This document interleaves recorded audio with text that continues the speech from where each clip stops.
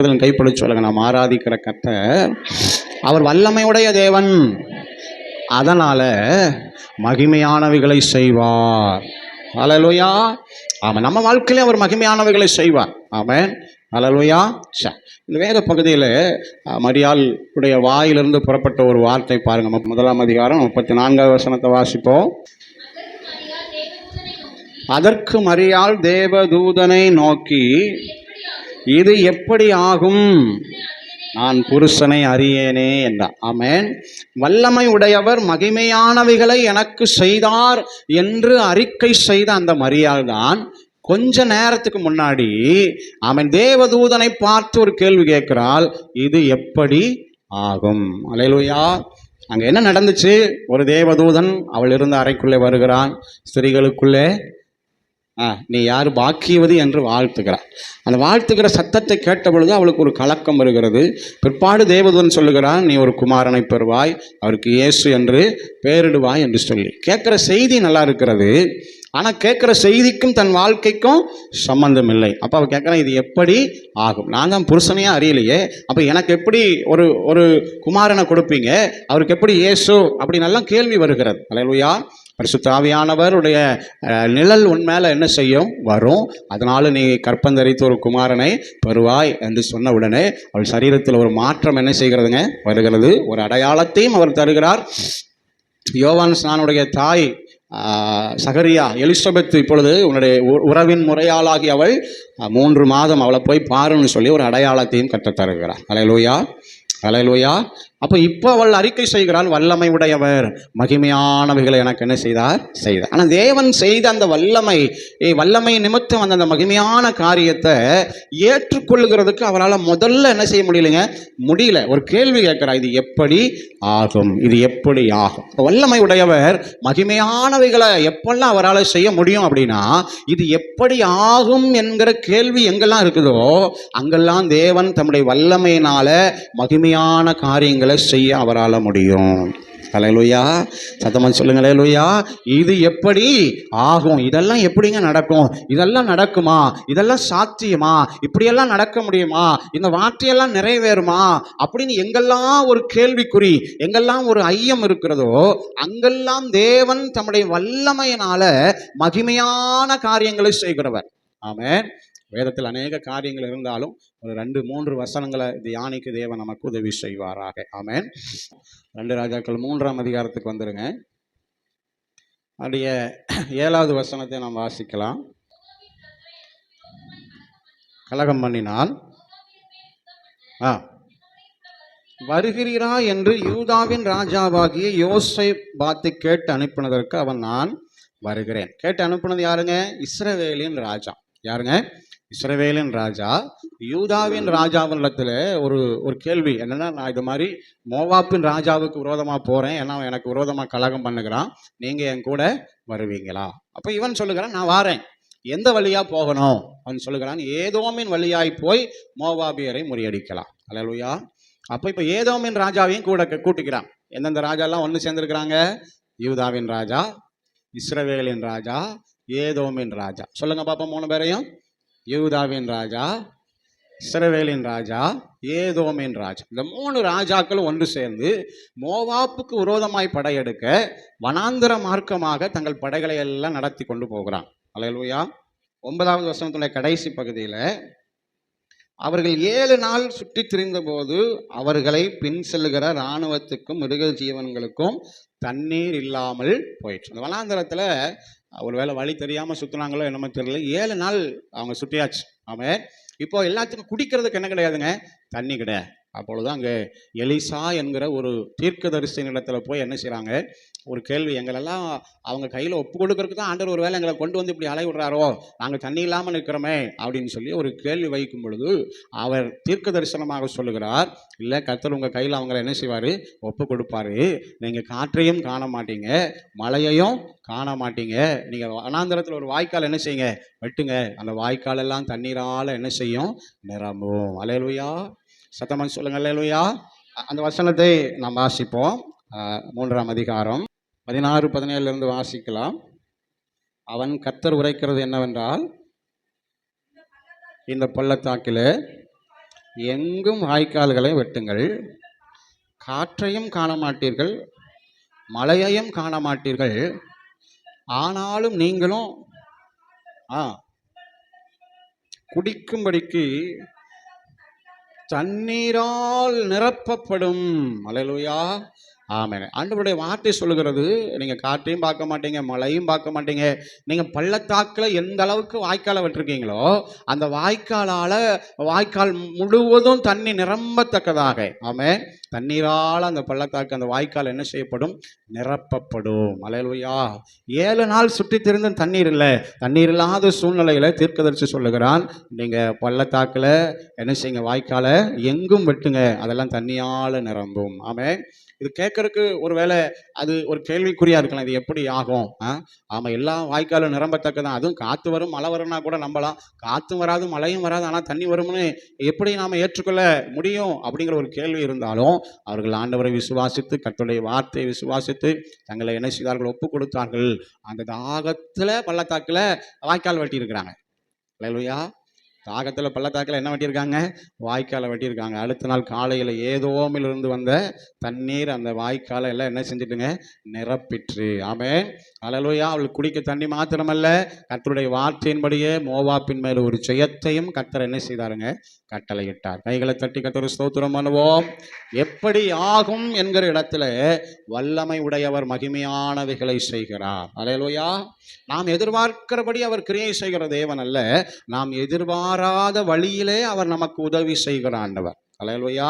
ஆமென். நம்முடைய வாழ்க்கையிலும் அவர் உதவி செய்கிறதற்கு உண்மை உள்ள நல்ல தகப்பனாய் இருக்கிறார். ஆமென். சரி, இப்போ 2 ராஜாக்கள் 7ஆம் அதிகாரத்துக்கு வந்துருங்க. நாம் தெரிந்த ஒரு வேத பகுதி தான், நாம் அதிகமாய் அநேக நேரங்களில் தியானித்த ஒரு வேத பகுதி. 6, 7, 2 அதிகாரங்களை நாம் வாசிக்கும் பொழுது அதில் ஒரு சத்தியம் எழுதப்பட்டிருக்கிறது. ஆமென். தேசம் எங்கும் ஒரு பெரிய பஞ்சம். ஆமென். அந்த பஞ்சத்தில் தீர்க்கதரிசன இடத்துல வந்து, ஆமென், அவர்கள் விண்ணப்பம் பண்ணும்படியாய் கேட்கும் பொழுது தீர்க்கதரிசி சொல்லுகிற வார்த்தை 7ஆம் அதிகாரம் 1 வசனத்தை 2வது வசனத்தை வாசிப்போம்.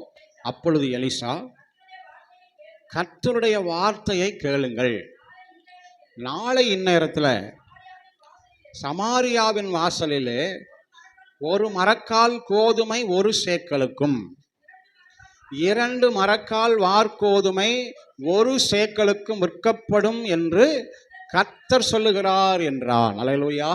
தேசமெங்கும் பஞ்சம், சாப்பாட்டுக்கான வழியே இல்லை பாருங்க. ஆமென். தேசத்துல பிள்ளையை வெட்டி திங்கிற அளவுக்கு பஞ்சம். ஆமென். ஆனால் தீர்க்கதரிசி சொல்லுகிறான், இல்லை, எல்லாமே ரொம்ப சீப் அண்ட் பெஸ்ட்டாக கிடைக்கும். கோதுமை கிடைக்கும், வார்கோதுமை கிடைக்கும். நீங்கள் பஞ்சம் இருந்ததற்கான அடையாளமே இல்லாமல் போயிடும் அப்படிங்கிற மாதிரி வார்த்தைகளை அவர் கேட்கும் பொழுது அடுத்த வசனத்தில் நாம் வாசிக்கிறோம்.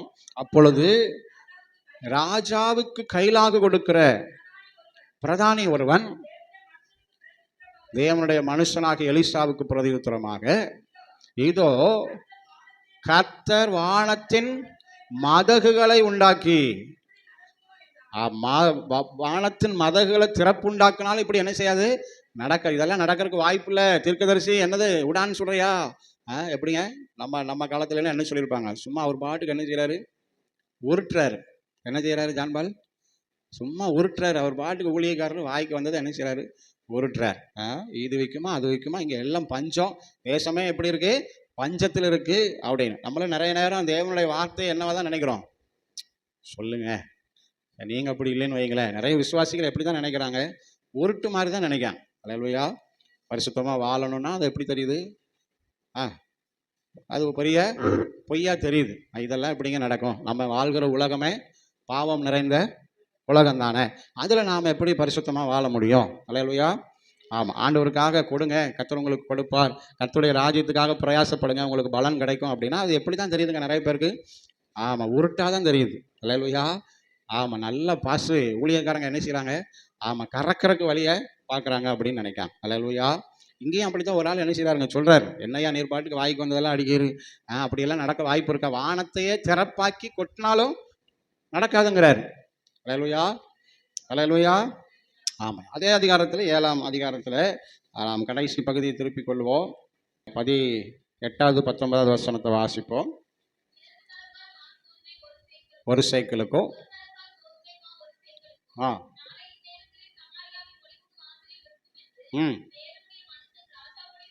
சொன்னதின்படியே நடந்தது. பிரதானி தேவனுடைய மனுஷனுக்கு பிரதியுத்தரமாக, மதகுகளை உண்டாக்கினாலும் நடக்குமா என்று சொல்ல,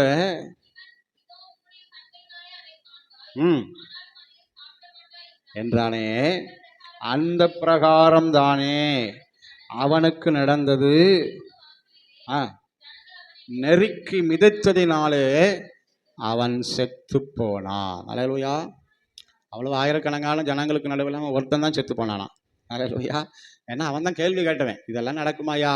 அப்பவே தீர்க்கதரிசி சொன்னாரு, இதை நீ உன் கண்களால் மாத்திரம் காண்பாய், அதை நீ என்ன செய்ய போறதில்ல, சாப்பிட போறதில்லை. அதே போல என்ன செஞ்சாங்க, அது நடந்துச்சு. எப்படி நடந்துச்சுன்னா, அவங்களுக்கு விரோதமாய் வந்திருக்கிற படைகளுக்கு ஆண்டவர் ஒரு இரைச்சலின் சத்தத்தை கேட்க பண்ணினார். குதிரைகள் எல்லாம் அப்படி பெரிய படையோடு வர்ற மாதிரி ஒரு பெரிய இரைச்சலின் சத்தத்தை என்ன செஞ்சாங்க, கேட்க பண்ணினார் ஆண்டவர். அப்ப இவங்க நினைச்சிட்டாங்க, நமக்கு விரோதமா என்ன செஞ்சிட்டாங்க, இவங்க பக்கத்து தேசத்துல இருந்தாலும் நல்ல பணத்தை கொடுத்து என்ன செய்யறாங்க, படை வீரர்களை கூட்டிட்டு வர்றாங்க, இன்னைக்கு நம்ம முடிஞ்சோம் அப்படின்னு நைட்டோட நைட்டா பயத்துல, எப்படிங்க, பயத்துல குதிரையில கூட ஏறி போகல, தாங்கள் கொண்டு வந்த தட்டுமுட்டு சாமான்களை கூட கொண்டு போகல, உயிர் தப்பிச்சா போதும்னு ஓடியே போயிட்டாங்களாம்.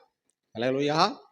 ஆமாம், அங்கே இருந்த குஷ்டரோகிகள் ஆமாம், இனி இங்கே இருக்கிறத விட எதிரிகிட்டே போய் செத்துடலான்னு அங்கே 4 பேர் என்ன செய்கிறாங்க, எதிரி படைக்கு போய் பார்க்குறாங்க. அங்கே ஆள் அறவமே இல்லை, ஒவ்வொரு கூடாரமாக போய் பார்த்தா ஒருத்தரைங்க. ஆனால் அங்கே இருக்கிறதெல்லாம் நல்லா சாப்பிட்டுட்டு வயிறு முட்டை கொஞ்சத்தை கொண்டு போய் என்ன செஞ்சுறாங்க, தங்களுக்குன்னு சேர்த்து வச்சுட்டு அப்புறம் தான் ஒருத்தனுக்கு புத்தி வருது, இல்லை விடிஞ்சிட்டுனா குற்றம் நம்ம மேலே சுமாரும். இதுதான் சுவிசேஷத்தை நம்ம இந்த செய்தியை கட்டாயம் என்ன செய்யணும், அறிவிக்க வேண்டும்னு சொல்லி அவங்க தேசத்தில் போய் என்ன செய்கிறாங்க, சொல்கிறாங்க. அப்போ அவங்களுக்கு சந்தேகம், எதுக்கு நம்ம கிட்ட குதிரை இருக்கிறத அனுப்பி பார்ப்போம் அப்படின்னு கொஞ்சம் தூரம் போய் பார்த்தா எல்லாம் சிதறி கிடக்கிறது, மக்கள் ஓடி போனதற்கான சூழ்நிலை தெரிகிறது.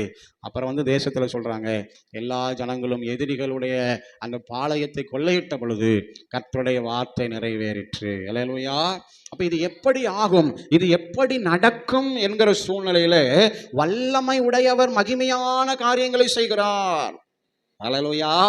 ஆமே. நம்முடைய பார்வையில, நம்முடைய சிந்தைகளில, நம்முடைய எண்ணங்களில நாம் அநேக நேரங்களில இந்த பிரதானியை போல நாமும் யோசிக்க கூடும். இந்த ஆண்டவருடைய வாக்கு தத்துவம், எனக்கு வந்திருக்கிற இந்த தேவனுடைய வசனம் என் வாழ்க்கையில எப்படி நடக்கும், இது எப்படி ஆக போகுது, மரியாதை போல நமக்கும் கேள்வி இருக்கலாம்.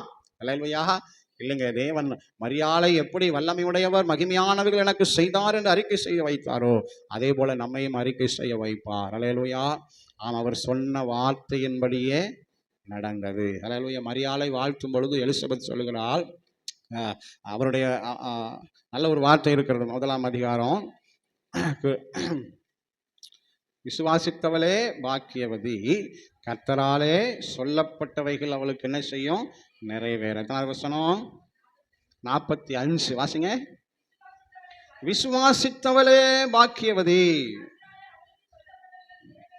பார்த்தீங்களா, தேவனால சொல்லப்பட்டது நிறைவேறும். யாருக்கு, யார் விசுவாசிக்கிறாங்களோ அவங்களுக்கு. அல்லேலூயா. அல்லேலூயா. ஒருவேளை நம்ம அந்த தேவனால சொல்லப்பட்டதை கேட்கும் போது நமக்கும் இப்படி ஒரு எண்ணம் வரலாம், இது எப்படி ஆகும், இது எப்படி நடக்கும், இதெல்லாம் நடக்குமா, இந்த பிரசங்கத்தில் சொல்லப்படுகிற இந்த காரியம் என் வாழ்க்கையில் நடக்குமா, இந்த வாக்குத்தத்தத்தை ஆண்டவர் தந்திருக்கிறாரு, இது எனக்கு நிறைவேறுமா, இப்படியெல்லாம் நமக்கு ஒரு கேள்வி வரலாம், இது எப்படி ஆகுங்கிற சந்தேகம் வரலாம். அல்லேலூயா. நான் சொல்லுகிறேன், அப்படி ஒரு சந்தேகம் வந்திருந்தாலும் அந்த சந்தேகத்தை தூக்கி போட்டு என்ன செய்யுங்க, விசுவாசிங்க. விசுவாசித்தவள் தான் பாக்கியவதி. அல்லேலூயா. அங்கே எத்தனையோ ஜனங்க இருந்தாங்கங்க எலிசா பக்கத்தில், யாருக்கு அந்த சந்தேகம் வரலை, இவர் ஒருத்தருக்கு தான் சந்தேகம் வந்துச்சு. அது எப்படியே ஆகும், அப்படியே வானத்தில் மதகுகளை உண்டாக்கி கொட்டினாலும் நடக்காது, இதெல்லாம் நடக்கிற நியாயமா அப்படின்னு ஒரு சந்தேகம் வந்துச்சு பாருங்க. அந்த வசனம், அந்த வார்த்தை முடியும் முன்னாடி தீர்க்கதரிசி சொல்லுகிறார், உன் கண்களால் மாத்திரம் காண்பாய், அதை நீ சாப்பிட மாட்டாய். அல்லேலூயா.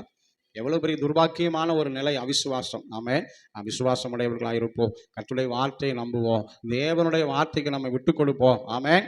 இது எப்படி ஆகும் என்கிற இடத்துல வல்லமை உடையவர் மகிமையானவைகளை நமக்கு செய்வார். அல்லேலூயா. அல்லேலூயா. ஆமாம், உங்களுக்கு தேவன் சொன்ன தீர்க்கதரிசிகளால் சொல்லப்பட்ட, ஊழியக்காரர்களால் சொல்லப்பட்ட வாக்குத்தத்தங்களுக்கும் வார்த்தைகளுக்கும் சம்பந்தமில்லாத ஒரு வாழ்க்கை பாஸ்டர், இதெல்லாம் எப்படி நடக்கும்னே தெரியலையே, நாங்கள் போகிற பாதைக்கும் வார்த்தைக்கும் சம்பந்தமே இல்லையே. கவலைப்படாதீங்க, அதன் காலத்தில் சகலத்தையும் நேர்த்தியாய் செய்வா. அல்லேலூயா. அல்லேலூயா. ஒரு யோசேப்பானாலும் ஒரு தாவீதானாலும் சொல்லப்பட்ட வார்த்தைக்கும் வாக்குத்தத்தங்களுக்கும் சம்பந்தமில்லாத வாழ்க்கை மாதிரி தான் நம்ம பார்வையில் தெரிஞ்சாலும் முடிவில் தேவன் சொன்ன வார்த்தைக்கு அவர்களை ஆசீர்வாத பாத்திரமாய் நிறுத்தினார். அல்லேலூயா.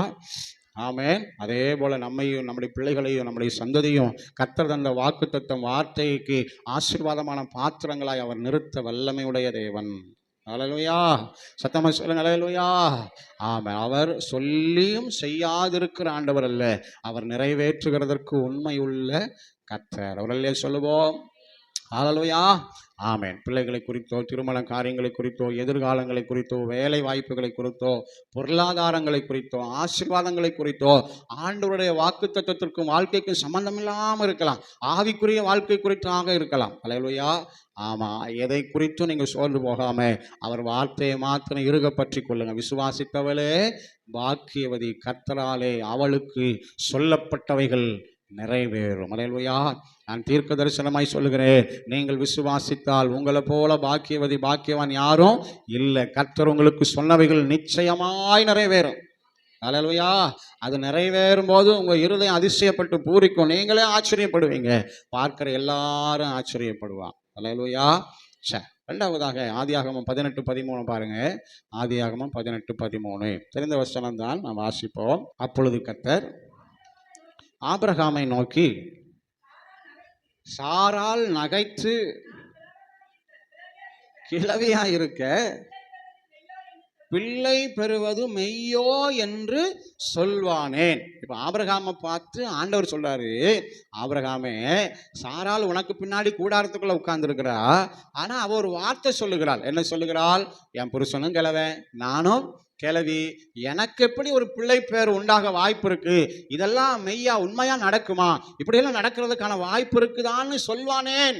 ஏன்னா ஆண்டவர் அதுக்கு முன்னாடி சொல்லுகிறார், ஒரு உற்பவ கால திட்டத்துல நான் வருவேன், நீ ஒரு குமாரனை அணைத்து கொண்டிருப்பாய். இதெல்லாம் கேள்விப்பட்ட சாராளுக்கு இதெல்லாம் நடக்குமா, இதெல்லாம் நடைபெறுமா? நானும் கிழவி ஆகிட்டேன், என் வீட்டுக்காரன் எப்படி இருக்கிறாரு, கிழவனா இருக்கிறாரு, இனியெல்லாம் அதுக்கு வாய்ப்பு இல்லை அப்படிங்கிற மாதிரி இது எப்படி ஆகும் அப்படிங்கிற ஒரு பெரிய கேள்வி சாராள் அம்மாக்கு வரும்பொழுதுதான் ஆண்டவர் சொல்லுகிறார். அடுத்த வருஷம் பாருங்க, கர்த்தரால் ஆகாத காரியம் உண்டு. அல்லேலூயா. ஹல்லேலூயா. அப்ப எங்க ஆகாது, இதெல்லாம் எப்படி ஆகும்னு நம்ம யோசிக்கிறோமோ, அங்க வல்லமை உடையவர் மகிமையானவைகளை என்ன செய்யறாருங்க, செய்கிறார். ஆமென். அதனாலதான் எபிரேயர் ஆக்கியன்னு சொல்கிறேன், கற்பம் செத்து போயிற்றுன்னு சொல்ற ஒரு அம்மா ஒரு பிள்ளையை பெறத்தக்கதாய் அவள் பலனடைந்தாள் விசுவாசத்தினாலே. அல்லேலூயா. அல்லேலூயா. ஆமா, இதெல்லாம் நிறைவேறுவதற்கு ஏதுவில்லாதிருந்தும், அதற்கான எந்த சூழ்நிலை இல்லாமல் இருந்தும் விசுவாசத்தினாலே ஆபிரகாம், ஆமென், வாக்குத்தத்தத்தை சுதந்தரித்துக் கொண்டான். அல்லேலூயா. அல்லேலூயா. சத்தமா ஒரு அல்லேலூயா சொல்லுங்க. சந்தோஷமா ஒரு அல்லேலூயா சொல்லுங்க. தூங்குறவங்க எல்லாம் ஒரு அல்லேலூயா சொல்லுங்க. அல்லேலூயா. ஆமா, நீங்க எல்லாருமே விழித்திருக்கிறதற்காக கர்த்தருக்கு ஸ்தோத்திரம். அல்லேலூயா. சரி, அப்ப பாருங்க, இது எப்படி ஆகும் என்ற மரியாள், ஆமென், வல்லமை உடையவர் மகிமையானவைகளை எனக்கு செய்தார், நமக்கும் அவர் செய்வார். அல்லேலூயா. கடைசியாக யோவான் 3ஆம் அதிகாரம் அதனுடைய 9வது வசனம் பாருங்க. யோவான் 3ஆம் அதிகாரம் 9வது வசனம். அதற்கு நிக்கதோமு, இவைகள் எப்படி ஆகும் என்றார். அல்லேலூயா. எல்லாரும் சொல்லுங்க, இவைகள் எப்படி ஆகும்? இந்த கேள்வி யார் இடத்துல கேட்கிறார்? இயேசு கிறிஸ்துவனிடத்துல நிக்கதோமு கேட்கிறாரு. இதெல்லாம் எப்படி ஆகும், இதெல்லாம் நடக்கிற மாதிரி தெரியலையே, இதுக்கெல்லாம் வாய்ப்பு இருந்த மாதிரி தெரியலையே அப்படிங்கிற மாதிரி அவர் கேள்வி கேட்கிறார். எதனால் அந்த கேள்வி கேட்டார் அப்படிங்கிறத நம்ம புரிந்து கொள்ளணும்னா, யோவான் 3ஆம் அதிகாரம் 1 வசனத்திலிருந்து நம்ம என்ன செய்யணுங்க, வாசிக்கணும். வாசிக்கலாங்களா? யூதருக்குள்ளே அதிகாரியான எல்லாருமே வாசிப்போம். நிக்கதோமு எனப்பட்ட பரிசேயன் ஒருவன் இருந்தான். அவன் ராக்காலத்தில் இயேசுவிடத்துல வந்து, ரபி, நீ தேவனிடத்திலிருந்து வந்த போதகர் என்று அறிந்திருக்கிறோம். ஏனெனில் ஒருவனும் தன்னுடனே தேவன் இல்லாவிட்டால் நீர் செய்கிற இப்படிப்பட்ட அற்புதங்களை செய்ய மாட்டான் என்றார். இயேசு அவனுக்கு பிரதியுத்தரமாக, ஒருவன் மறுபடியும் பிறவாவிட்டால் ராஜ்யத்தை காண மாட்டான் என்று மெய்யாகவே உனக்கு சொல்லுகிறேன் என்றார். அதற்கு நிக்கதோமு, ஒரு மனுஷன் முதிர் வயதாயிருக்கலே எப்படி பிறப்பான்? அவன் தன் தாயின் கற்பத்தில் 2ஆம் தரம் பிரவேசித்து பிறக்கக்கூடுமோ? இயேசு பிரதியுத்தரமாக, ஒருவன் ஜலத்தினாலும் ஆவியினாலும் பிறவாவிட்டால் தேவனுடைய ராஜ்யத்தில் பிரவேசிக்க மாட்டான் என்று மெய்யாகவே உனக்கு சொல்லுகிறேன். மாம்சத்தினால் பிறப்பது மாம்சமாயிருக்கும், ஆவியினால் பிறப்பது ஆவியாயிருக்கும். நீங்கள் மறுபடியும் பிறக்க வேண்டும் என்று நான் உனக்கு சொன்னதை குறித்து அதிசயப்பட வேண்டாம். தனக்கு இஷ்டமான இடத்திலே வீசுகிறது, அதன் சத்தத்தை கேட்கிறாய். ஆகிலும் அது இன்ன இடத்திலிருந்து வருகிறது என்றும் இன்ன இடத்திற்கு போகிறது என்றும் உனக்கு தெரியாது. ஆவியினாலே பிறக்கிறவன் எவனோ அவனும் அப்படியே இருக்கிறான் என்றார். அதற்கு நிற்கிறதுமோ இவைகள் எப்படி ஆகும் என்றான். அல்லேலூயா. அப்ப இந்த கேள்வியை அவன் கேட்க காரணம் என்ன? ஆண்டவர் சொல்லுகிற ஒரு சத்தியம், ஒரு ஒரு போதனை, ஆமென், ஒரு உபதேசம் அவரால் ஏற்றுக்கொள்ள முடியல. என்ன உபதேசம்? நீ மறுபடியும் பிறக்க வேண்டும். அல்லேலூயா. எப்படி பிறக்கணுங்களா? மறுபடியும் பிறக்கணும். அப்போ ஒரு கேள்வி கேட்குறா, எல்லாம் என்னப்பா வயசாகிட்டு முதிர் வயதாக இருக்கிறாங்க, திரும்ப தாய் வகுத்துக்குள் போய் என்னென்ன பிறக்கவா முடியும் அப்படின்னா, அப்போ அவர் சொல்லார், இல்லை, மாம்சத்தினால பிறக்கிறது மாம்சமாக இருக்கும், ஆவியினால் பிறக்கிறது ஆவியாக இருக்கும். அதனால் நீ எப்படி பிறக்கணும்? ஆவியினாலும் ஜலத்தினாலும் என்ன செய்யணும்? பிறக்கணும் அப்படிங்கிற. எப்படி காற்று வீசுது, அது சத்தத்தை கேட்குறோம், ஆனால் எங்கேருந்து வருது எங்கே போகுதுன்னு நமக்கு யாருக்குமே தெரியாது போல் ஆவிக்குரிய வாழ்க்கையும் அப்படித்தான், நம்மளால் நிதானிக்க முடியாது. ஆனால் நாம் மறுபடியும் பிறந்தாதான் தேவ ராஜ்யத்துக்கு என்ன செய்ய முடியுங்க? போக முடியும். அல்லேலூயா. அதுதான் அவருக்கு சந்தேகம், இது எப்படி ஆகும்? ஆமென். அல்லேலூயா. நம்மால் ஏற்றுக்கொள்ள முடியாவிட்டாலும் அது சத்தியம், அதை நிச்சயமாய் ஆண்டவர் செய்கிறார். அல்லேலூயா. யார் தன்னை மறுபடியும் ஜலத்தினாலும் ஆவினாலும் பிறக்க ஒப்புக் கொடுக்கிறார்களோ அவர்கள் தான் தேவராஜ்யத்திற்கு போக முடியும். எத்தனை பேர் ஆமென் சொல்றீங்க? அல்லேலூயா. ஜலத்தினால் பிறப்பது என்றால் என்ன? ஞானஸ்நானத்தை குறிக்கிறது. ஆவியினால் பிறப்பது என்றால் என்ன? ஆவியினால் நிறையப்படுகிற அனுபவத்தை குறிக்கிறது. அல்லேலூயா. சத்தமாக சொல்லுங்க. அல்லேலூயா. ஆம். அவரோடு கூட அடக்கம் பண்ணப்பட்டால், அல்லது அவரோடு கூட மரணத்தின் சாயலில் இணைக்கப்பட்டால், அவரோடு கூட உயிர்த்தெழுதலின் சாயலிலும் இணைக்கப்படுவோம் என்று ரோமர் 6ஆம் அதிகாரத்தில் நாம் வாசிக்கிறோம். அல்லேலூயா. சொல்லுங்க. அல்லேலூயா. அதற்கு ஒப்பனையான ஞானஸ்நானமானது, அவன் சரீர அழுக்கை நீக்குதலாயிராமல் என்று நாம் பேதுருவின் புஸ்தகத்தில் என்று நினைக்கிறேன் வாசிக்கிறோம். அல்லேலூயா. அப்போ இதெல்லாம் ஏதோ சரீர அழுக்கை நீக்கிறதுக்கல்ல, இதெல்லாம் ஒரு சடங்காச்சாரம் அல்ல, இதெல்லாம் தேவனாலே சொல்லப்பட்டிருக்கிற நம்முடைய இந்த சின்ன மூளைக்கு புரிந்து கொள்ள முடியாத ஆனால் ஒரு ஆழமான சத்தியம். அல்லேலூயா. ரோமர் 6 இப்படி வாசிக்கிறோம், நாம் தண்ணீரில் முழுகி ஞானஸ்நானம் எடுக்கும் பொழுது தேவனுடைய புதிதான ஜீவன் உள்ளவர்களாய் நாம் நடந்து கொள்கிறோம். தேவ ஜீவன் நம்மை என்ன செய்கிறதுங்க?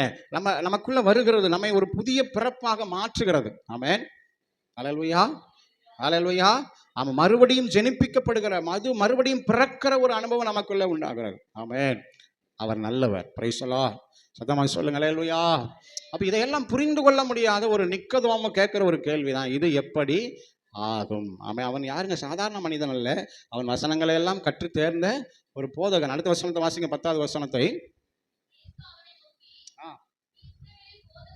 நீ இஸ்ரவேலிலே போதகனா இருந்தும், பார்த்தீங்களா?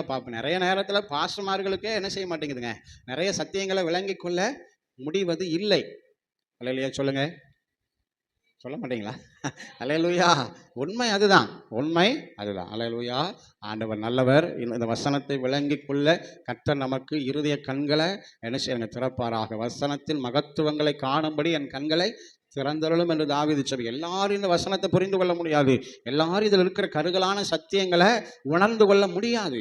அல்லேலூயா. யாருக்கு தேவன் வெளிப்படுத்த சித்தமாக இருக்கிறாரோ அவருக்குத்தான் வெளிப்படுத்துவார், அல்லது யார் அதை ஏற்றுக்கொள்ள மனதாக இருக்கிறாங்களோ அவங்களுக்கு தான் கர்த்தர் வெளிப்படுத்துவார். அடுத்த வசனத்தை வாசிப்போம். சொல்லுகிறேன், நாங்கள் அறிந்திருக்கிறதை சொல்லி கண்டதை குறித்து சாட்சி கொடுக்கிறோம், ஏற்றுக்கொள்ளுகிறதில்லை. பாருங்க பாருங்க, வசனம் சொல்லுது, பூமிக்கு அடுத்த காரியங்களை நான் உங்களுக்கு சொல்லியும் விசுவாசிக்கவில்லையே.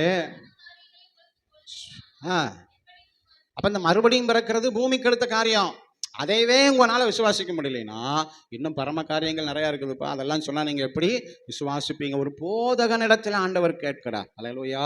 அப்போ இது எப்படி ஆகும் என்கிற ஒரு கேள்வி ஒரு போதிக்கிற ஒரு பரிசேயனாகிய போதகனுக்கே வந்தாலும், இல்லப்பா அதுதான் சாத்தியம், அப்படித்தான் செய்ய வேண்டும், அப்படித்தான் ஆவியினாலும் ஜலத்தினாலும் பிறக்க வேண்டும் என்பதை தேவன் சாத்தியப்படுத்தினார். அல்லேலூயா. அநேகர் ஞானஸ்நானம் பெற்றாங்க, அநேகர் அவருடைய வார்த்தைக்கு கீழ்ப்படிந்தாங்க. அல்லேலூயா. வேதம் சொல்கிறது, நித்திய ஜீவனுக்கு நியமிக்கப்பட்டவர்கள் எவர்களோ அவர்களெல்லாம் விசுவாசித்து ஞானஸ்நானம் பெற்றாங்களாம். வரலையே சொல்லுங்க. கரங்களை வைத்து சொல்லுங்க அல்லேலூயா. அதனால இது நம்ம எண்ணங்களுக்கும் சிந்தைகளுக்கும், ஏன் போதிக்கிற அநேகருக்கு, ஏன் வசனங்களை கற்றிருக்கிற அநேகருக்கு அது ஏற்றுக்கொள்ள முடியாவிட்டாலும் சத்தியம் சத்தியம்தான். அல்லேலூயா. நீங்கள் ஜலத்தினாலும் ஆவியினாலும் புறவாவிட்டால் தேவனுடைய ராஜ்யத்தில் பிரவேசிக்க, இதுக்கு நிறைய வியாக்கியானங்கள், நிறைய காரியங்கள் எல்லாம் சொல்றாங்க. ஹீப்ரு, எபிரேயர் என்னென்னமா சொல்றாங்க. இல்லை அது ஜலம் இல்லை, அது வசனம் அங்கே இங்கே இல்லை, நேரடியாக தமிழ்லேயே எழுதியிருக்கு. ஜலத்தினாலும் ஆவியினாலும் மறுபடியும் என்ன செய்யணும் அஸ்வின்? பிறக்கணும். அல்லேலூயா. ஆமாம். அதனால நாம் என்ன செய்வோங்க? கர்த்தருடைய வார்த்தையை அப்படியே ஏற்றுக்கொள்வோம். அவன் நிச்சயமாய் இது எப்படி ஆகும் என்கிற இடத்துல கர்த்தர் வல்லமை உடையவர், மகிமையானவைகளை கர்த்தர் செய்வார். ஆமென் சொல்லுங்க. இனி வருகிற நாட்களில் கூட்டம் கூட்டமாக ஆமென் அநேகர் ஞானஸ்தானத்துக்கு தங்களை ஒப்பு கொடுக்க போறாங்க. அல்லேலூயா. அல்லேலூயா. அந்த கேள்வி கேட்கிறாள், கேள்வி கேட்டுட்டேன் இருக்கும். அல்லேலூயா. கேள்வி கேட்காம கர்த்தருடைய வார்த்தை அப்படியே விசுவாசித்து நம்பி ஆயிரமான ஜனங்கள் என்ன செய்ய போறாங்க? ஞானஸ்தானம் எடுக்க போறாங்க. அல்லேலூயா. எத்தனை பேர் விசுவாசிக்கிறீங்க? கையை உயர்த்தி அல்லேலூயா சொல்லுங்க. அல்லேலூயா. கர்த்தர் அதை செய்ய போகிறார். பின்மாறி மலை ஊற்றப்பட போகிறது. ஆமென். ஆண்டவர் அதை செய்வார். சபைகள் இருந்து அநேகரை கர்த்தர் எழுப்பி ஆண்டவருடைய அன்பு அறிவிக்க, சுவிசேஷத்தை அறிவிக்க, சத்தியத்தை அறிவிக்க ஒரு கூட்ட ஜனங்களுக்குள்ள ஒரு எழுப்புதலை தரப்போகிறார். அதன் நிமித்தம் திரளான ஜனங்கள் எழுப்புதலின் பலனாக ஆயிரக்கணக்கான ஜனங்கள் ஞானஸ்தானம் எடுக்க போறாங்க. ஹல்லேலூயா. இது கடைசி நாட்களில் நடைபெற போகிற ஒரு அடையாளம். ஆமென். அவர்கள் ஓடி வருவார்கள் ஆலயத்திற்கு. ஹல்லேலூயா. ஜாதிகளின் திரள் அவர் பக்கமாய் திரும்பும். ஹல்லேலூயா. ஏசாயாவில் சொல்லப்பட்ட அந்த வார்த்தை நிறைவேறும். கடற்கரை அளவான ஜனங்களை கர்த்தர் சபையின் பக்கமாய் திருப்ப போகிறார். ஆமென். நிச்சயம் அவர் வார்த்தை மாறாதுங்க. அது நிச்சயம் நிறைவேறும். நீங்க இது எப்படி ஆகணும் கேள்வி கேட்டாலும் அது நடக்கத்தான் போகுது. ஹல்லேலூயா. ஆமென். ஆண்டவர் நல்லவர். Praise the Lord. சரி, லூக்கா 1:49 மறுபடியும் வாசிப்போம். வல்லமை உடையவர் மகிமையானவைகளை எனக்கு செய்தார். ஹல்லேலூயா. சத்தமா சொல்லுங்க. வல்லமை உடையவர், இன்னொரு தடவை எல்லாரும் இணைந்து சொல்லுவோம். வல்லமை உடையவர் மகிமையானவைகளை எனக்கு செய்தார். அப்ப இது எப்படி ஆகும்னு கேட்கிற இடத்துல வல்லமை உடைய நம்முடைய தேவன் மகிமையானவைகளை என்ன செய்வாருங்க? செய்வார். ஆற்றும் கிடையாது, மழையும் கிடையாது, வாய்க்கால்கள் என்ன செய்யப்படும்? நிரப்பப்படும். எவ்வளவு கொடிய பஞ்சமா இருந்தாலும் வாக்குத்தத்தத்தை சொன்ன ஆண்டவர் ஒரே இரவுல அந்த பஞ்சத்தை மாற்றி செழிப்பை தர அவரால் ஆகும். அல்லேலூயா. ஆமா, சரீரம் செத்து போனாலும் பரவாயில்ல, கற்பம் செத்து போனாலும் பரவாயில்ல, ஒரு ஈசாக்க ஆண்டவரால் கொடுக்க அவரால் முடியும். அல்லேலூயா.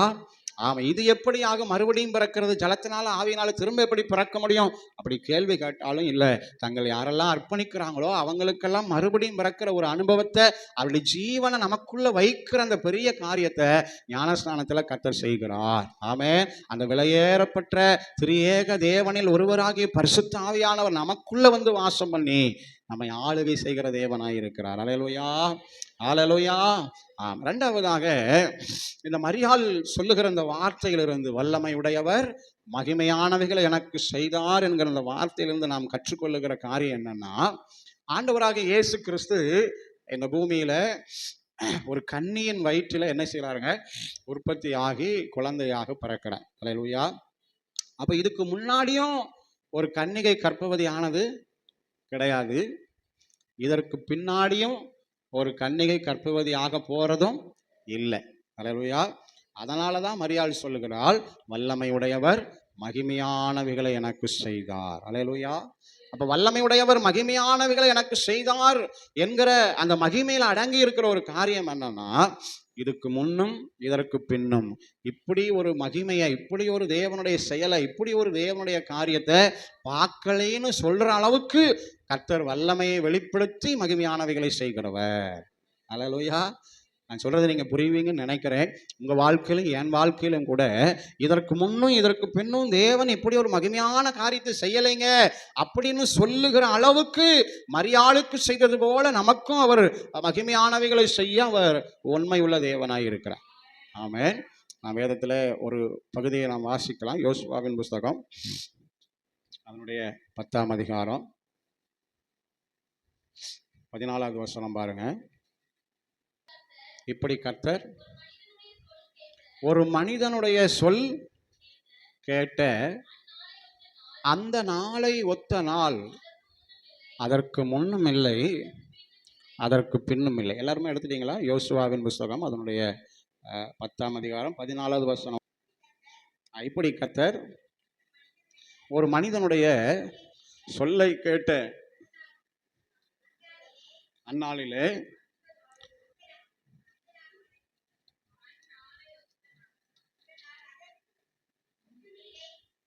அதற்கு முன்னும் இல்லை, அதற்கு பின்னும், அதாவது ஒரு மனுஷனுடைய வார்த்தையை கேட்ட அந்த நாளை போல ஒரு நாள் அதுக்கு முன்னும் கிடையாது, அதுக்கு பின்னும் கிடையாது. அல்லேலூயா.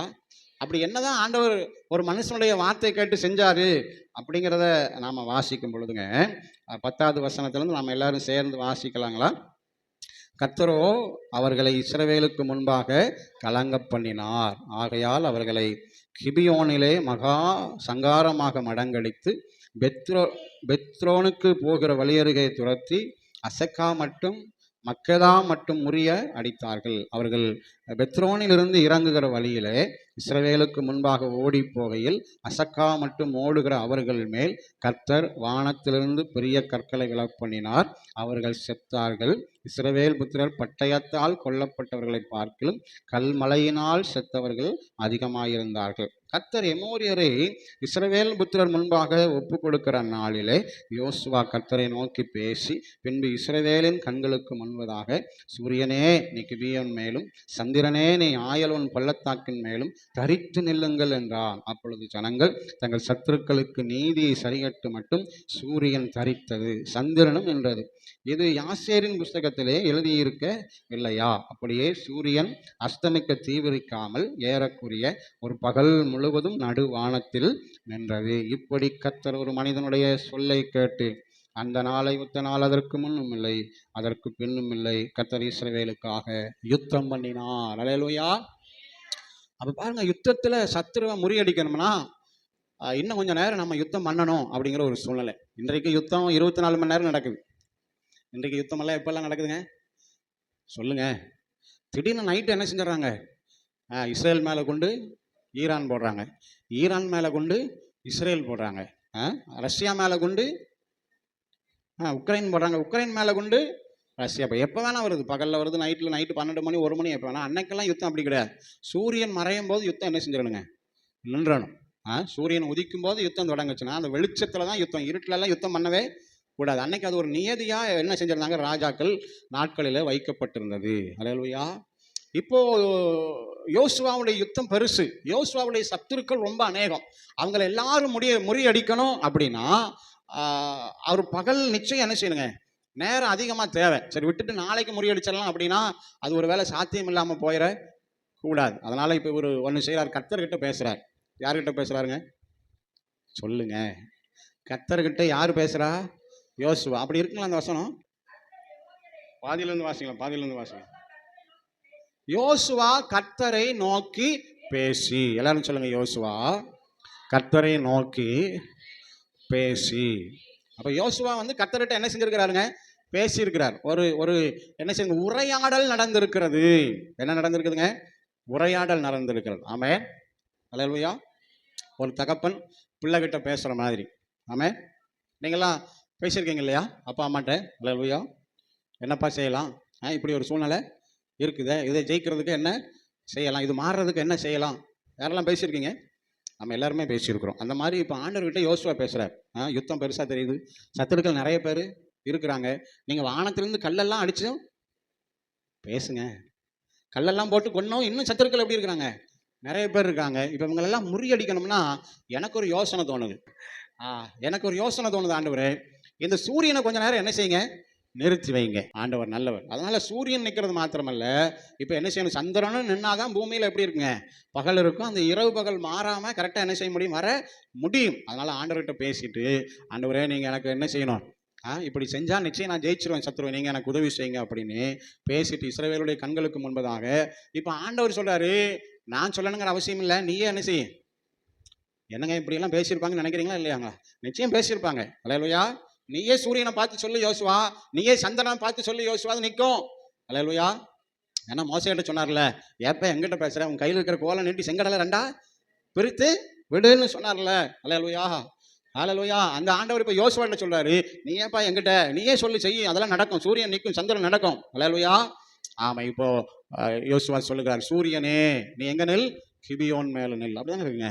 சந்திரனே நீ எங்க நில், ஆயலோன் பள்ளத்தாக்கின் மேல தரித்து நில் அப்படின்னு அவர் கட்டளை இட்டாராம். ஆமே, இந்த யோசுவாவினுடைய கட்டளையை கேட்ட ஆண்டவர் அதை ஒரு பகல் முழுவதும், ஒரு பகல்னா எத்தனை மணி நேரங்க, 12 மணி நேரம் முழுவதும் சூரியன் நடுவானத்திலே நின்றுச்சான். ஹல்லேலூயா. அவிகளுக்கு என்னமா யுத்தத்துல ஜெயமா தான் இருந்திருக்கும். ஆனா மற்றவங்களுக்கெல்லாம் ஒரு பெரிய கேள்வியா இருந்திருக்கும், என்னடா இன்னைக்கு பகல்ல இன்னும் என்ன செய்யல, இந்த 12 மணி இன்னும் தாண்டலையே. களை பறிக்கிறவங்களாம் என்ன நினைச்சிருப்பாங்க, வயலில் நிற்கிறவங்களாம் என்ன நினைச்சிருப்பாங்க, கட்டட வேலை செய்கிறவங்களாம் என்ன நினைச்சிருப்பாங்க, அடா என்னடா இன்னும் மேலே முடியல, இன்னும் நேரம் போகலை, வயிறு மட்டும் பசிக்குது அப்படியெல்லாம் யோசிச்சிருப்பாங்க. ஹல்லேலூயா. ஹல்லேலூயா. ஒரு மனுஷனுடைய சத்தத்தை கேட்டு, ஆமென், சூரியனை நிறுத்தின, சந்திரனை நிறுத்தின ஒரு நல்ல தேவன். ஹல்லேலூயா. அதுபோல இதுக்கு முன்னாடி நடக்கல, இதுக்கு பின்னாடி இனி நடக்காது. ஆமென் சொல்லுங்க, சத்தமா சொல்லுங்க. ஹல்லேலூயா. வல்லமை உடையவர் மகிமையானவைகளை செய்தார், இதற்கு முன்னும் இதற்கு பின்னும் இப்படி நடக்கலைன்னு சொல்லத்தக்க மகிமையானவைகளை கர்த்தர் செய்வார். ஆமென். ஹல்லேலூயா. ஆமென். ஆண்டவர் சொன்னாரு, நான் இனி பூமியை ஜலத்தினால அழிக்க மாட்டேன். ஹல்லேலூயா. ஆமா, இதுதான் கடைசி, இதுதான் கடைசி. இனி நான் பூமியை ஜலத்தினால இனி என்ன செய்ய போறதில்ல, இனி அது நடக்காது, இனி அது நடக்காதுன்னு அவர் வாக்கு பண்ணி இருக்கிறார். ஹல்லேலூயா. ஆமா, எப்படி அழிக்க போறார் அப்போ, அக்கினிக்கிரையாக வைக்கப்பட்டிருக்கிறது. ஹல்லேலூயா. ஆமா, இந்த பூமி அக்கினிக்கிரையாக, அதற்குள்ள நாம என்ன செஞ்சிடணுங்க, அவரை அண்டிக் கொள்ளவேன். அவரை அண்டிக் கொள்ளுகிறவர்கள் பாக்கியவான்கள். குமாரனுடைய பாதத்தை முத்தம் செய்யணுமா, அவரை அண்டிக் கொள்ளணுமா. சங்கீதத்தை 2 வாசிக்கிறோம், அவங்க தான் பாக்கியவான். ஏன்னா அவருடைய கோபம் இன்னும் கொஞ்ச காலத்துல பற்றி எரிய போகிறது. ஹல்லேலூயா. ஹல்லேலூயா. ஆமா, அதனால அவருடைய கோபத்திற்கு நாம் தப்பிக்கொள்ள, ஆமென், ஆமா, அவரை அண்டிக் கொள்ள வேண்டும். ஆமென். ஹல்லேலூயா. ஒரு பழைய பாடல், ஆமென், ஓ பாவியை குறித்து என்ன செய்ய எழுதப்பட்ட ஒரு பாடல். ஆமென். பாவியே என்ன செய், மனம் திரும்ப, அவர் கோபத்துக்கு நீ என்ன செய், தப்பிக்கொள் அப்படிங்கிற நல்ல பாடல் வரிகள் எல்லாம் என்ன செய்யுங்க. என்ன பாட்டது, சத்தமா பாடுங்களேன். பாவத்தின் பலன் நரகம்,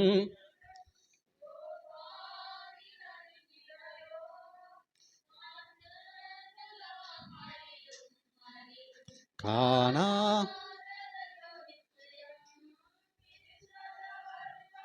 இன்னும் கொஞ்சம், ஹல்லேலூயா. இயேசு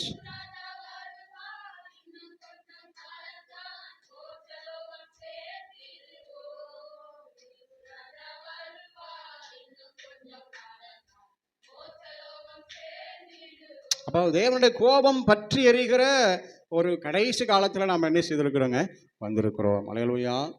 அக்கினிக்கிரையாக வைக்கப்பட்டிருக்கிற இந்த உலகத்துல, ஆமென், நாம் தப்பிக்கொள்ள வேண்டுமே ஆனால் அவரை அண்டிக் கொள்ள வேண்டியது ரொம்ப ரொம்ப அவசியமாய் இருக்கிறது. ஹல்லேலூயா. அவருடைய பாதத்தை நாம் முத்தம் செய்ய வேண்டியது அவசியம். அவரை பற்றி கொள்ள வேண்டிய அவருடைய சத்தியத்தை, அவருடைய வசனத்தை நாம் இறுக பற்றி வாழ வேண்டியது ரொம்ப ரொம்ப அவசியம். அதனால வல்லமை உடையவர் மகிமையானவைகளை எனக்கு செய்தார், இதுக்கு முன்னும் அப்படி நடக்கல, இனிமேலும் அப்படி நடக்கா. இங்க இயேசுவின் பிறப்பு கூட அப்படித்தான். ஆமென். மரியாள் கன்னியின் வயிற்றிலே வந்த அந்த அந்த ஒரு காரியம் இதற்கு முன்னும் கிடையாது, இதற்கு பின்னும் இனி நடக்க போறது இல்லை. அதனால இயேசுவின் பிறப்பு, இயேசுவின் மரணம், இயேசுவின் உயிர்த்தெழுதல், இயேசுவின் வருகை, இது எல்லாமே ஒரு சரித்திரம். இது ஒரே முறை தான், இனி ஒரு இதே மாதிரி நடக்க போறதுக்கு வாய்ப்பே இல்லை. ஹல்லேலூயா. சத்தமா சொல்லுங்க, ஹல்லேலூயா. ஆமா, இதெல்லாம் மனுக்குலத்தை மீட்கும்படி, ரட்சிக்கும்படி தேவன் தந்திருக்கிற பெரிய கிருபை. ஹல்லேலூயா. அதனாலதான் வேதம் சொல்கிறது, இன்றைக்கு ரட்சண்ய நாள். ஆமென். நீ ஜாக்கிரதையா இருந்து மனம் திரும்பு என்று வேதம் நமக்கு கற்றுக் கொடுக்கிறது. ஆமென். அப்ப வல்லமை உடையவர் மகிமையானவைகளை எனக்கு செய்தார். இது எப்படி ஆகும் என்கிற இடத்துல அவர் மகிமையானவைகளை செய்ய போகிறார். இதற்கு முன்னும் இதற்கு பின்னும் இப்படி நடந்ததே இல்லைன்னு சொல்லத்தக்கதான மகிமையானவைகளை நமக்கும் செய்வார். நம்ம வார்த்தைக்கும் நம்ம ஜெபத்தையும் கேட்டு அப்படி செய்வார். ஹல்லேலூயா. நான் சொல்ற வரைக்கும் பனியும் மழையும் பெய்யாதுன்னு ஒரு எலியாவின் சத்தத்தை கேட்டு பனியையும் மழையும் ஆண்டவர் நிறுத்தினாரே.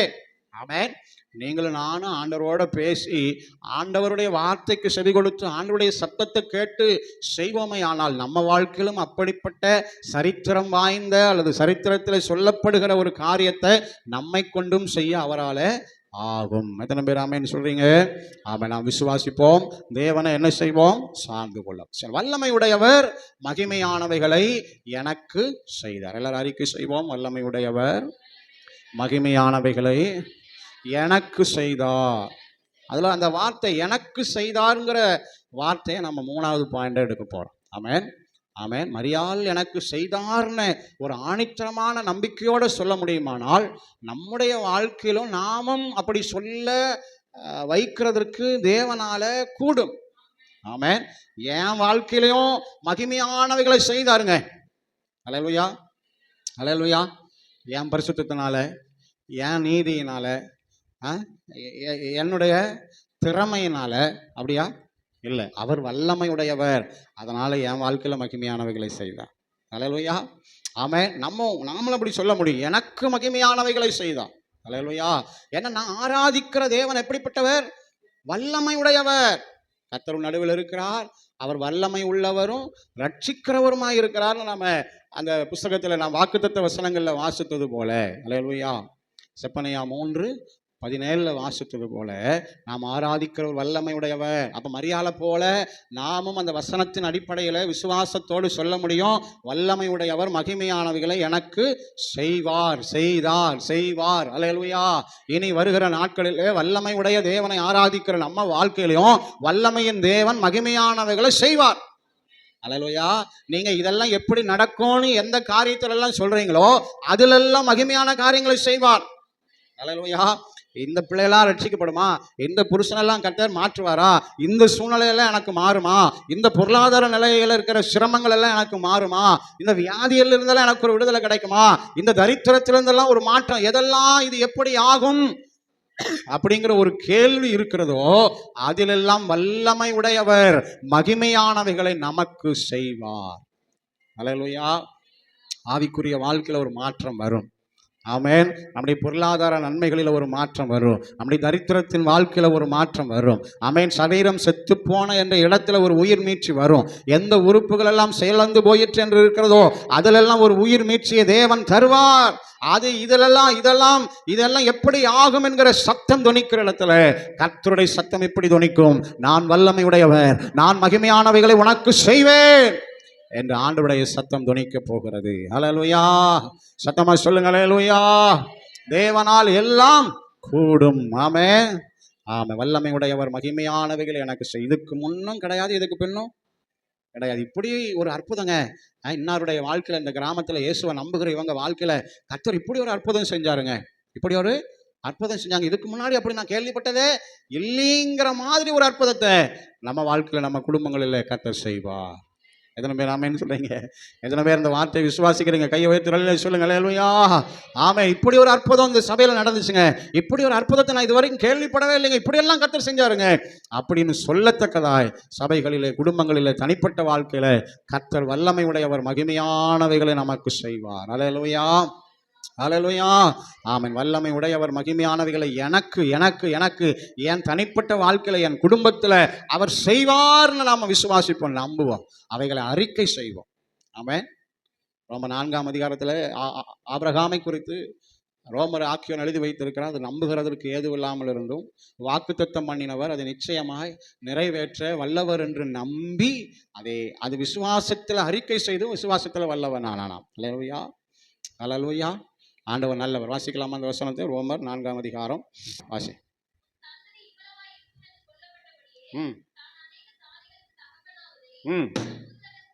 நம்புகிறதற்கு ஏதுவில்லாதிருந்தும் அதை நம்பிக்கையோட விசுவாசித்தான்.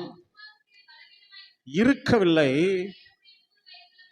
இருக்கும்போது தன் சரீரம் செத்து போனதையும் சாராளுடைய கற்பம் செத்து போனதையும் எண்ணாதிருந்து இருந்தான். சந்தேகப்படாமல், நல்ல கவனிங்க, வாக்குத்தத்தம் பண்ணினதை நிறைவேற்ற வல்லவராய் இருக்கிறார் என்று முழு நிச்சயமாய் நம்பி தேவனை மகிமைப்படுத்தி விசுவாசத்தில் வல்லவனானான். அல்லேலூயா. அப்ப சரீரம் செத்து போச்சு, சாராளுடைய கற்பம் செத்து போச்சு, வாக்குத்தத்தம் நிறைவேறுகிறதுக்கு நடக்கிறதுக்கு ஏதுவில்லை. ஆனா வாக்குத்தத்தம் மன்னினவர் நிறைவேற்ற வல்லவர் என்கிற நம்பிக்கை இருக்கிறது. அதை அவன் அறிக்கை செய்கிறான். அல்லேலூயா. கர்த்தர் எனக்கு தரப்போகிற ஈசாக்குக்காய் ஸ்தோத்திரம். அல்லேலூயா. வல்லமை உடையவர் மகிமையானவைகளை எனக்கு செய்ய போகிறதற்காய் ஸ்தோத்திரம். நாம இன்று முதல் அறிக்கை செய்வோம். ஆமென். நம்முடைய விசுவாசத்தை கர்த்தர் கனப்படுத்துவாராக. வல்லமை உடையவர் மகிமையானவைகளை எனக்கு செய்தார். வல்லமை உடையவர் மகிமையானவைகளை எனக்கு செய்தார். இதுவரைக்கும் நடக்காதது, இனிமேலும் நடக்காத ஒன்றை கர்த்தர் எனக்கு செய்வார். அல்லேலூயா. இது எப்படி ஆகுங்கிற கேள்வி என் வாழ்க்கையில எந்தெந்த பகுதியிலெல்லாம் இருக்கிறதோ அதிலெல்லாம் வல்லமை உடையவர் எனக்கு ஒரு மகிமையான காரியங்களை செய்வார். ஆமென். ஆமென். நம்ம எல்லாரும் அப்படி இருக்கிற இடங்களில் எழுந்து நிற்போம்.